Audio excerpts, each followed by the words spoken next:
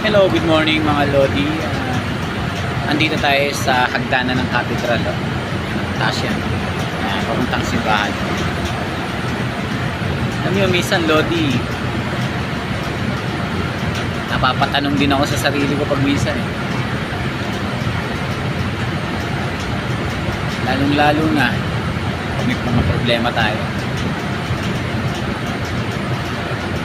Alam nyo, magaling talaga si Lord. Kung minsan bibigyan kanya ng problema, mabigat. Pero wag mong isipin na akala mo walang solusyon.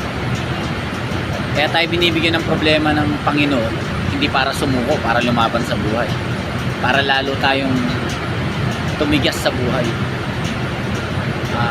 hindi para bigyan ng kabiguan. Kaya kung tayo may pagsubok, ibig sabihin may solusyon yan. Kaya go lang ng go sa buhay. Hanggat nabubuhay ka, huwag kang susuko. Pagsubok lang yan. Ganyan lang ang buhay talaga. Laban lang. Kahit gaano pa kabigat yan, laban lang sa buhay. At huwag niyo isipin na walang solusyon yan. Tawag ka lang lagi sa taas, huwag mong kalimutan. Nandiyan siya lagi para sa atin. Para sa ating lahat. Thank you. God bless you. Huwag mo kakalimutan. Like and share po. Follow kay Jerry Benventura. Thank you. Magandang buhay. Thank you so much.